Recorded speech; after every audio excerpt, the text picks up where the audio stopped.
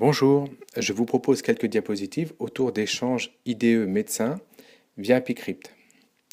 Le but est de donner une base de réflexion sur l'utilisation de la messagerie sécurisée et de sa place dans le cadre pluriprofessionnel. Au niveau formel, à quoi ressemblent les échanges ApiCryptés? Comment ils se passent? Première diapositive, on est dans le dossier du patient. Pour l'exemple choisi, on reçoit la biologie via ApiCrypt. Chez cette dame, on voit une INR qui est à 3,98. Aussitôt, un courrier peut être fait pour l'infirmière. On entre le nom du destinataire, courriel, ApiCrypt, puis envoi. C'est tout. Le retour, le lendemain, s'intègre dans le dossier et il est tout de suite titré. Donc on a vu comment ça marche. Ça peut permettre d'être réactif, c'est facile. La question qui peut se poser maintenant, c'est sur le fond. Est-ce que c'est vraiment utile? Le patient y gagne quelque chose? Nous, on y gagne quelque chose? Quelles sont les limites? Retour sur notre exemple. Le courrier de l'infirmière informe qu'elle a perdu 12 kg durant une hospitalisation récente, qu'elle présente des troubles digestifs. Le mail informe aussi de l'intervention d'un tiers et on voit que ça permet aussi que la messagerie sécurisée permet l'envoi d'ordonnances. Cela est nettement plus satisfaisant que d'envoyer des ordonnances par mail.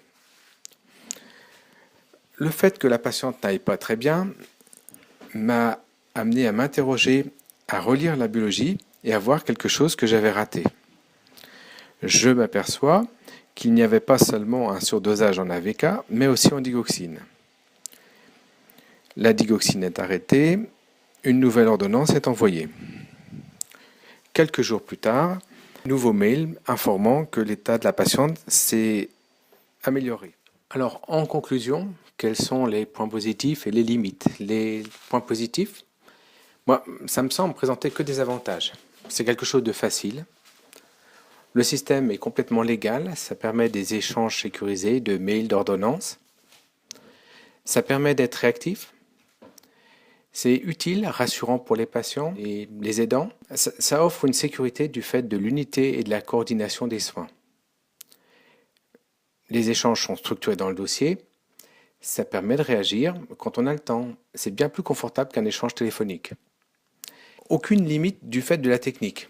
Je place là les limites qu'à titre personnel j'ai ressenties, sans prétendre plus que d'exprimer un point de vue personnel. J'ai tendance à me reposer sur ces échanges et avoir plus de mal à me déplacer au domicile. Je ne suis pas toujours réactif comme il faudrait. Dans les bouleversements de mes habitudes de travail, j'ai parfois du mal à suivre. Numérisation des archives, stagiaires, etc., etc. Ça demande de l'implication, la volonté de travailler ensemble, dans l'état actuel des choses, sans reconnaissance financière. Merci, c'est déjà fini. À bientôt pour une nouvelle présentation.